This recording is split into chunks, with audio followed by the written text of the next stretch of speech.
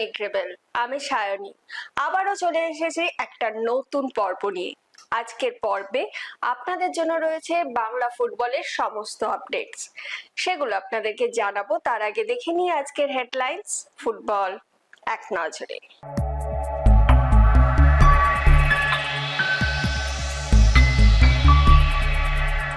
Friendly ম্যাচে হার ভারতের মেয়েদের। অনূর্ধ্ব 23 এশিয়ান কাপ কোয়ালিফাইং এর গ্রুপ বিন্যাস ঘোষিত।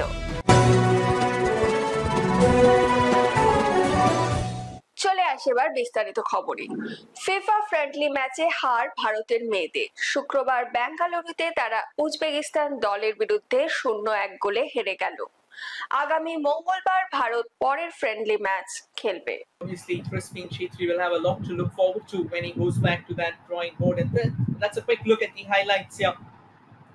Of course, Uzbekistan, they were the ones pulling the strings early on. And this was how the second half panned out. Panto Ichanu, she had a test. This is how it all started for that goal. A lovely ball from the left. The defense of India was caught napping. There wasn't any response. One shy, one crack at goal. And Uzbekistan ensured that they are taking it. And then a couple of brilliant saves from Panto Ichanu, denying Uzbekistan what could have been insurance strikes 2, 3 and 4. Yari Kaka did try her luck from range, and couldn't really breach the defenses.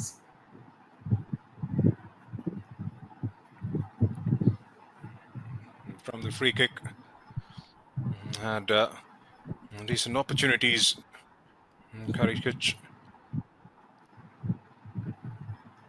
set off early. And Firoza did fancy a few long balls towards Nilofer wide on the left. This could have been utterly dangerous as well. But Panto Ichanu being heaping praises right throughout the game.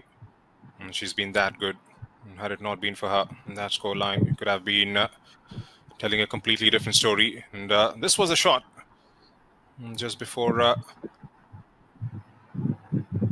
the full-time whistle.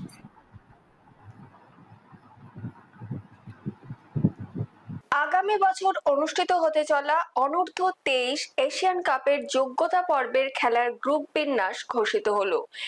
H গ্রুপে ভারতের সঙ্গে রয়েছে কাতার, Brunei ও বাহারিন। শুক্রবার ছিল state youth লিগের একাধিক খেলা। একবার দেখে নেব সেই সব ম্যাচগুলির ফলাফল। আন্ডার 17 স্টেট ইউথ লিগে ইউনাইটেড স্পোর্টস ক্লাব 2-0 গোলে হারালো কেশব উমা সিটিকে। মতুয়া ফুটবল ফাউন্ডেশন 3-2 গোলে হারিয়েছে পানিহাটি ফ্যাশন জোনকে। মেডেন ফুটবল একাডেমি 2-1 গোলে হারালো ড্রিম ফুটবল একাডেমিকে।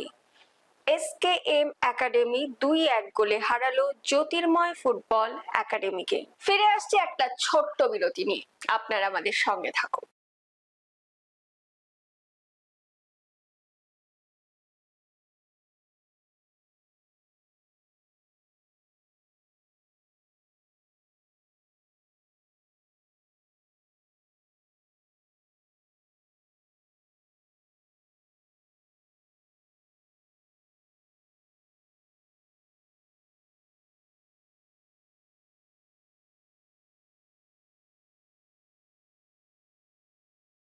ফিরে এলাম বিরতির পর। এখন সময় ফুটবল কুইজ মগজাস্ত্রী। প্রথমেই দেখিনি গতকালের প্রশ্নের সঠিক উত্তরটি। আমাদের গতকালের প্রশ্নের সঠিক উত্তর হলো 1916 সালে প্রথমবার মোহনবাগান ক্লাব কলকাতা লিগে রানার্স আপ হয়। এই প্রশ্নের সঠিক উত্তর দিয়েছেন ফেসবুক পেজে পঞ্চানন দত্ত। আপনাকে অসংখ্য ধন্যবাদ। চলে আসি আজকের প্রশ্নে।